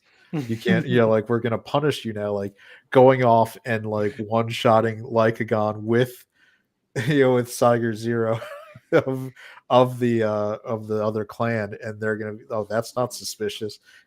Mhm. So, Yeah, I'm really hoping that they actually do go through with it because it'll be absolutely hilarious to see the chaos that ensues in their alliance after two people from different clans go rogue and all of a sudden another of the colossi has been slain. by That'd the be way, freaking hilarious. that girl is gonna like explode in her bedroom if she ends up managing to like beat a unique boss Also with like the her little like boyfriend. Japanese wordplay. If you watch the subbed version, like how it talks about how like you can read her name as her actual name, Ray Saiga instead of Saiga Zero. Yeah. Yeah, and he's like, call me Raisha. Raisha. And when he keeps saying her name and she's like, oh my god. It's almost as good as in Dan to Dan when he says some of the lines from the movies, and she completely loses her shit. Well, I am an awkward fellow. I told you not to say that. It's like, I don't understand why you're like just one cringe guy who's I, I'm designed on I'm just purpose to be cringe. I'm just saying this next season. I'm so looking forward to it. Oh, Yeah, did they you did get the the season manga? 2. They announced the season 2 already, like this week. I think that it was. I think it's dropping this summer. July 2025. Yeah. Yeah, nice. It's gonna be fun. I know we're about. Have they started doing the winter ones yet? It's starting like next week or the week after, right? Yeah. So The 10th, I think. Saturday I was actually planning to do like a whole like stream like ending fall and transitioning into winter 2025 to go over like all the anime and stuff. So I'm looking forward because there's some stuff that's been like getting trailers here for the winter season that I've been particularly interested in. Is ReZero come back February or March? February. Ooh, that's what I'm just. I just this the way they ended it with the breaking down the door to that church, and with Subaru being like, "Why'd you do that? Like you're totally showing me up." Yeah, that's so good. Dude, I am so looking forward to that fight. Like it has been like the whole thing that has had me excited about Arc 5 getting animated is just Reinhardt and Regulus going at it in this fight. Is this going to be a 2 or 3 episode fight? You think? I'm thinking 2. I'm thinking it'll probably be two because we have who do we have? We have the issue with lust. I won't say much about that. We have right now. We have lust, gluttony, wrath, and No, what I'm trying, not wrath. Is it yeah, wrath? Wrath, right? Wrath is the Jul- bandaged one. yeah, but there's more fights than just that are going to happen. If you're familiar Yeah, with it. if we're and we've got. I mean, you can look at our breakout groups. I mean, So we've also got. we're I mean, probably we've going to got. get like stuff dedicated. There's probably going to be a half an episode at least dedicated to each of the fights against Kurgan and Teresa. Yeah, because I mean, we got Garfield getting his revenge for his little his little kitty waifu, which You Mimi. gotta get it. which You is gotta get Mimi. it. He's There's he's an artist on Twitter who's been going around like taking like famous memes of like cats and stuff and just drawing them as Mimi. It's great. yeah, because he's clearly gonna be on. It's gonna be like Scott Pilgrim. He's like, you've unlocked the power of self-respect. Now you can fight Mimi, because he's also fighting for his mother and his I Mhm. guess half siblings. Now, yeah, it's interesting because her husband was supposed to be in that building, and we've seen all of those people got transformed into terrible looking cockroachy evil. So Yes. there's also that element that goes in. We also don't know if she's going to get her memory back, if he's not. Again, anime only people I'm talking. There's Priscilla versus Wrath that's going to happen. That'll probably Yep. get its own episode. So what I'm expecting is Subaru and Reinhardt's fight will probably get 2 episodes. We will probably get an episode of Garfield and Wilhelm doing their thing. We'll get an episode of Julius doing his thing. So that's what 4 episodes out of 8 right there. Yep. Now, do you Um, think are we going to do you think they'll mix it, or they're going to do linear where they'll do one set of fights to conclusion, then rewind to the other people who were simultaneous, or they're going to intercut it where they're going to do one episode like at the beginning? I'd assume it's going to go with Subaru and Reinhardt fighting, Yeah. and then by the next episode maybe we cut away to his granddad, then we cut back to Subaru. Like that's I I don't know hope the what they structure. do is dedicate like an entire episode to each fight, so they like do it all the way through and then just move on to the next one. Because I feel like it would play out better, even though in the novels they are intermixed per chapter. Like you get you get 'em jumping all over the place. I would like to see like they start with Subaru and they do all the stuff up until where the thing happens to Reinhardt and Subaru ends up running from greed for a little bit, and then that's where they cut that fight, and then they cut over to like the stuff at with the corpse soldiers with Teresa and Kurgan, and they do an episode on that. Then we get Priscilla doing her thing. We get the other like side fights with the other characters who are headed out to do their own thing. We get the lust stuff, and then for the like final like climactic end to it, we get the second part of the greed fight, and then that's how they transition into the final episode where they decide to proceed to arc 6. I just know. I mean, Wilhelm's like one of my favorite side characters, and him having to fight his wife is going to be so Emotional? pathos infused, so amazing. Like, however awesome it was when he was taking down the white whale, and he was letting out the rage on that, like where he's going to have to actually kill his. Well, I guess she's already dead, but re-kill his wife, and also effectively kind of forgive Reinhardt, because he's doing the same thing Reinhardt did. Well, not Reinhardt didn't really. I mean, It wasn't his fault. He didn't steal the blessing. The blessing moved to him Mhm. on like as needed, and I mean, they kind of imply in the novels that the sword god basically did it out of spite.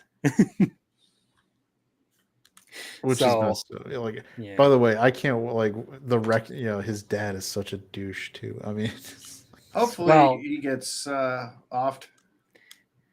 Well, as far as Heinkel goes, again, another one of ReZero's tragic characters. His backstory is pretty messed up too. His mom died. Well, I mean, he was an adult at that point. Yeah, well, you know which one his mom was. She's like obviously he was grown to already have Reinhardt, or at least grown enough. I Mhm. mean, I like how it is interesting that his character design looks super reminiscent of Paul from Mushoku Tensei. And I don't think that is. I mean, they're friends, the two writers, and so Yes. it's not unintentional that when they're talking and kind of probably were brainstorming together as they were writing their stuff, that Paul would probably be a good inspiration for Reinhardt's dad for that kind of character. Maybe going in a different direction, obviously, but because whereas Paul sort of redeemed himself after being, shamed after the fight with Rudy, you know. I've effectively read like the cliff notes on Heinkel. I haven't read any of the details, but some of the insinuations behind like his actions and everything, and the things that they don't mention in the anime, like the fact that they never brought up how it's suspected that Heinkel was basically the driving force, but behind the kidnapping of the royal that sent Wilhelm out of the capital, and the person who recommended that that Teresa be sent into the battlefield kind of paints him in this light of he was possibly vying for a chance to become the sword saint himself. Yeah, basically that he thought it would move to him if his like he took his mom out of the equation, but that oops, it skipped a generation. There was already another candidate available. Sorry. Which is one of the reasons he would have so much anger towards his son too. Because he robbed him of what should have been his. Mhm. Sounds like a piece of shit. I Yeah, don't care what happened to him in the past. He's a piece of shit. Well, I like to talk about these things because it kind of changes like the perception of the character rather than just, oh, well, he's evil because to like this guy basically let every one of his circumstances turn him evil. And he chose this because of a reason of jealousy or out of some sort of desire. It's a difference between someone being Dio and someone being Griffith to me. Which one's Dio? JoJo's Bizarre Adventure. Oh, I haven't seen that one. Okay. I know Griffith from Guts. Or wait, no, Guts is the main character. Berserk. It's Yes. called Berserk. There we go. Don't let Lethal find out about that little blunder there. He will. Don't worry. Lethal already knows what I think of Berserk.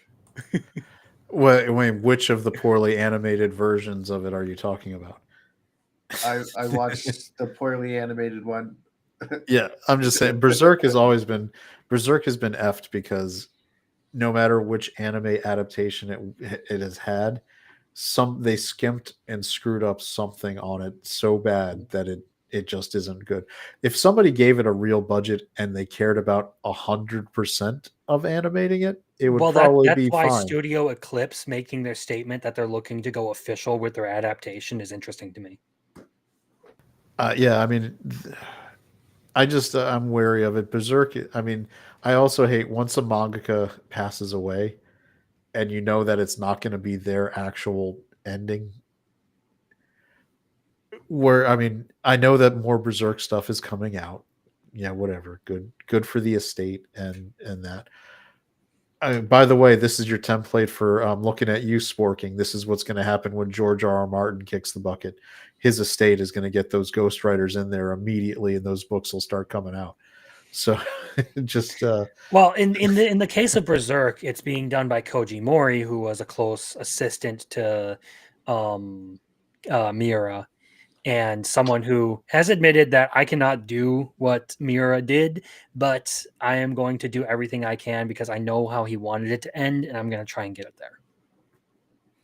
I will take that, honestly, in this case, because at least it shows some dedication to the author's original intent. Yeah, just like Brian Herbert was the son of the writer of Dune and knew exactly where his dad wanted to go, and he stuck that landing 100%. Just throwing that, just as my devil's at, just as the contrarian position is that Frank Herbert definitely was not telegraphing the way they ended that book series. If you read the sequels, they were, with super magic robots that merge with super magic clones to make super magic ultimate entities. So I mean, maybe at least Japanese culture has a lot more respect for actually honoring something instead of just trying to write a cash into on my dad's legacy because I couldn't write books that sold on their own. So I brought in Kevin J. Anderson, a pop sci-fi writer from the Jedi Academy books, and was like, "Hey, how about we punch up Dune to make it more action RPG and less RPG? So let's do this thing." It's like, who wants turn-based combat? Let's do action-based. You're like, come on, let's. I love turn-based combat. Well, that's what I'm saying. That's what they basically did. They simplified Dune to try to make it more commercial so they could sell the rights. And I guess it sort of worked because Sisterhood of Dune is on HBO right now. And that's based on their books, not Frank Herbert's. Those bastards. All right. So we're coming up on 2 hours. I think that was a good talk. Talked about Christmas for the first hour, and then we ran out of Christmas episodes. We talked about Christmas intermittently for the first hour. Yeah, somewhat. And then we just kept you can't get three. Look, you can't put 3 anime bros on a stream and not expect tangents all over the place. You can't put 2 anime bros and 1 retard. you can't put nerds on a stream together and not expect tangents. I mean, I'd go off on tangents. We're finishing fall 24. We're getting ready for winter 24, 25, and you expect us to be able to stay on topic? And, I mean, we're all excited about Villainous dropping tomorrow. I mean, I know, dude. I'm going to be nerding out and be like, banana. Well, as soon as my stream's over, I'm going to be. It's 10:30 a.m. Right, is when they drop the new episode. I'm trying to remember. It's usually when I'm at work, so I go as soon as it's lunchtime. I run in, I go turn it on, I watch it. Well, I don't work tomorrow, so I get to watch it right away. Well, I'll be streaming because we got to get those watch hours. So make sure you subscribe and watch. We're close. We're probably less than 200 today now that we got this on. I'll lurk while I work on my next video. All right. Perfect. Last week it was 11 a.m. Eastern that it dropped, so we're perfect. It's like, it's funny. Like you can be streaming. We could all just jump in the chat and just completely disregard anything else and just start chatting as we have our headphones on watching. Dude, we do be like cut whatever I'm doing. So I'm trying to beat. So one of the Birth by Sleep. It's like a DLC for Kingdom Hearts. Kind of thing where it's supposedly like 4 hours. So I'm trying to beat that entire game tomorrow, and then as soon as I beat it, I'm going to go watch Villainous. That's what I'm doing. We could do a watch party, kind of, maybe, and just have it in the background as we're like watching it, talking about it, and just have our faces like this on the camera. Just not talking at all. People are like, "What the fuck are you doing?" Hold on, I'm watching this shit. I got to see what happens to Duke. Okay. The manga cut off. I don't know what's going to happen. I don't even Duke didn't even lose his memory yet. Okay, I'm going to have to read a light novel. What the fuck? I'm going to have to learn how to read. But I was on Amazon, I think, because I was going to see if I could. Let's see. Can you do that thing where you get it on like Kindle and you just use the text to speech function? Maybe. I don't even. It may not be as professional, but it would probably work. I have a lot of binging I'm gonna need to do to catch up on anime. I gotta finish. I've already committed to finishing the last 2 seasons of Tokyo Ghoul for a stream. Good for you on that one. I know some people really enjoy it, but well, I have 2 guys. One's my co-host for Saturdays who really love Tokyo Ghoul. So, all right, I'm going to read the name of this book. Ready? I think this is the light novel. This is the English translation of the name. I would show it, but it has my address for some reason showing. It says, I became a villainess who goes down in history, volume 1. It seems turning into a highborn baddie makes the prince all the more love struck. Well, I mean, isn't that? I mean, if it cut off before, we kind of already saw that part where the prince confessed his feelings for her before the memory got wiped. So that title just seems like it's covering what we. I mean, I don't know. Light novels cover a lot of territory, so. But a highborn baddie could be taken as multiple things, especially with the younger generation. Oh, she's so brat. No. I'm kidding. Do you know what it means? Like a baddie? Means she's hot. No. It's more than that. I think. I don't know. I don't even know what it means. I don't speak that. I speak retard, but not that kind of retard. If that makes sense. You speak old retard, not new retard. Yeah, that is the new dialect of retard, and I don't understand it at all. Skibbity Riz, yo. It's so Ohio. What? I don't know what you just said. I don't know what I just said. Okay, so Crimson can speak the language, he just doesn't understand it. All right, so yeah, do you guys want to plug your channels or anything? Little chat, I need you to type in the chat so I can mod you. Oh, okay. There you go. Yeah, go ahead, Crimson. You can find me at Crimson Law here on YouTube. I do anime stuff. Usually just talk on Saturdays, talk about news. Monday, usually release my tier list ranking video for that week of anime.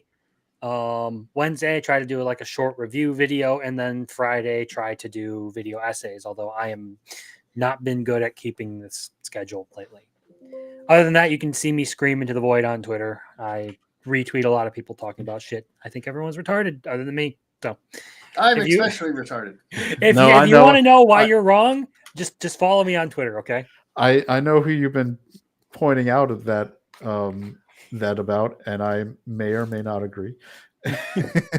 Because maybe more lean towards, but yeah, I think you're on the right track on that, because some people have been coming in with some ridiculously silly takes especially on anime items and video game items and things of that nature, and pretending to be holier than thou about those takes, when I know for a fact like the takes have shifted like a tennis match for somebody who seems to be a big fan of tennis and talks about that a lot on Twitter too, just saying. So because I don't want to bring him attention, I just don't like it. It's because the takes are so silly. Anime is not something to be like ridiculed. I get why people may try to have some of their problems with it. Just, don't buy it. You don't have to be butthurt because people like it and people are going towards it as a entertainment, because it's actually fun and goofy and everything that we would want our entertainment to be. And actually, there's a lot of good lessons in anime. Anime does some stuff that you can see, like, you got the romantic comedies where even if they're deep comedies, like, they still work in threads, like 2.5 dimensional seduction. Hell, Konosuba as a comedy still has a whole like message about like the whole like band of idiots that our main party is. Yeah, but I mean, season 3. Yeah, I mean, there's that. But I think we've all been probably watching. I know we talked about before was 2.5D, and that one has a lot of deep threads going on, especially that back quarter of episodes where they were doing comic with the dad, and then like the issues about like families, abandonments, like what that can do to a girl, and how the power of healing and dialogue, and how important it is to actually talk and not just try to like suffer in silence. There's a lot of good stuff. And so I'd say I appreciate Crimson fighting the good fight on people who are trying to do all these hot takes for what looks like just attention. So good job. He is a good Twitter follow for making sure you know what's going on that. So anyway, that's my thought. I've appreciated his tweets of late.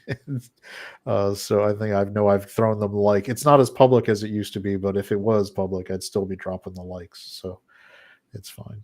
Anyway, I'll do my plug real quick, which is Ascendant Art here on YouTube. You can check out our shows Fridays, 9 p.m. Eastern. If any of you guys ever want to hang out on a Friday night, it's kind of more of a chill stream. We talk about whatever. So anime does come up, when I can work it in. But Biggles, if you've ever been on a show with Mad Cheesemo, Dude, Mad Mad is Mardigan. crazy, man. Yeah, Mad unless it's Literature Devil, and even then he tries to derail Weeb Day.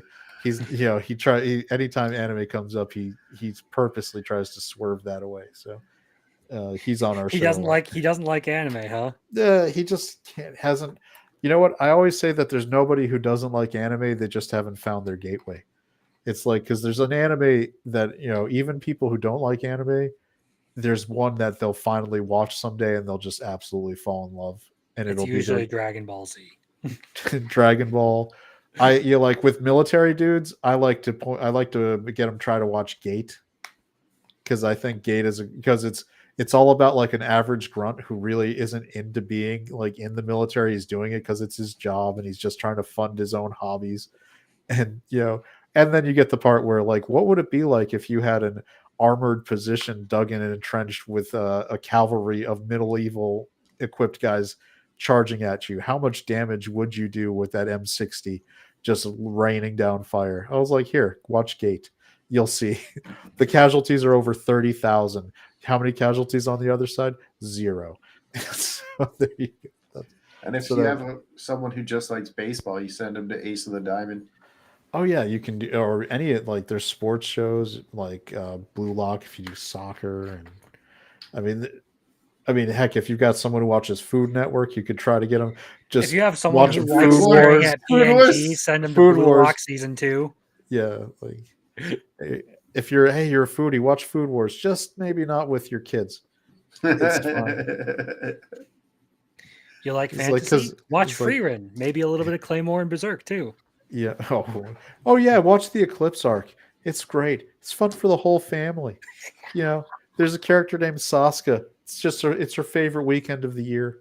It works out well for her. No, it does not. The narrator's that comes in. No, it did not work out well for Sasuke.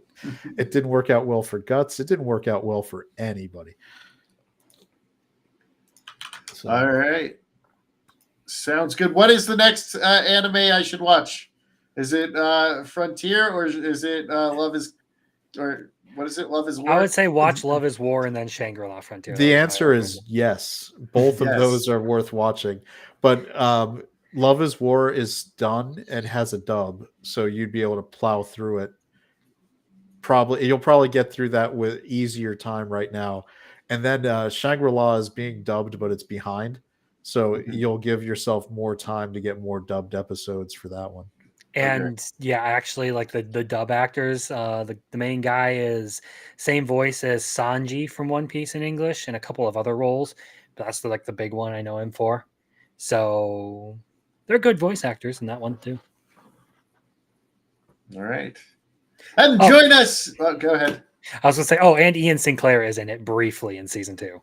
So the funny thing is, Ian Sinclair has like multiple voices that he does, and like one of them, I feel like he's just trying to copy whoever does the voice of Klaus in Black Clover, because one of them sounds exactly like it, like he's trying to copy that guy's voice, because he's Magna in it, and then the other guy, like his other voice sounds just like if he was playing Klaus. And I always wait, is that Ian or is that the other guy? I always have to question it because he does such a good job of sounding exactly like him. But yeah, so watch next week as we decide our top 5 of 2024 that has to have their first season in 2024. Crimson is so mad. He's what? I've already got my list fixed. So our top 5 originals, yeah, I got it done. I got it during this stream. So if I looked like I was typing something, that's what I was working on. Listen. He decided that it's all going to be from this this spot right now. He cares nothing else. It's going to be Dan to Dan. It's going to be, what was the other ones that came out? Villainous, Loner Life, even though he didn't like that one. Actually, you guys convinced me to finish it out, and it wasn't that bad. Yeah, I like it. I like it a lot. I was very upset when I went to watch it, and I was like, "Damn it, it's over!" Just like Talker. Yeah, that fight hit too, didn't it? That fight slapped with the that about episode 6, I think it was. That was a solid one. I'm a sucker for the like loner neat who just doesn't want it, who gets sucked into helping the entire class, and is it's a fun trope, and I like when they make them overpowered by using skills in ways that you wouldn't expect, because I 100% think if I ever get isekai'd, I need to make sure that I've got a large base of knowing how to abuse skills that aren't supposed to be done that way, whether it's campfire cooking in another world, using online grocery to make a friend rear my familiar, whatever. Got to have all those skills. That's important. Yeah. I'm having trouble picking my number 5. If I would have just been like, yeah, we could do top 10, I would have been able to do this. I know that it's not on one of our normal streaming services, but people are sleeping on Loser Ranger. I feel like that one didn't get, because it was on Hulu/Disney, whatever. It didn't get the attention it would have otherwise gotten. I haven't even watched the new Code Geass, and I was so excited for it when it came out, and I just never got to watching it. Is that one on Disney too? It's on Hulu, yeah. See, I mean, that's the problem. Like, Disney Plus is where anime goes to die. And if I was an anime, I know they're giving you money for the rights, but rest in peace, Heavenly Delusion. Wonderful series. But it no one sees it. It never gets in the conversations because it's not on them, on the big services or other sites. Well, it eventually gets to other sites that people may be able to find, but not one. I pay for the ones. I like to support anime legally, and it bothers me when it goes to ones that I don't. Like, why am I gonna? Yeah. Oh yeah, I always forget Disney Plus has anime. What am I doing? No, I'm not getting that service. All right, so we'll figure out our top 5. Crimson's got his. I can't figure out number 5, but I have 7 contenders for number 5. So we'll see what I go with. Who knows? Little Chad, is your list completed? My bottom 3 is in flux because I want to see how our couple shows finish out. Just because if you don't stick that landing, you can move off a list pretty fast. Like, especially the way anime can sometimes speed run the last episode. Like, Healer is actually the strongest. They to me, they speed ran the last 15 minutes of that episode, and it didn't leave me with the most positive taste in my mouth. Especially for all the buildup. Like, we had 4 episodes of the war on the city, and then we try to wrap it all up in 12 minutes. You didn't space that out the way you should have. Bad pacing. All right. Yeah.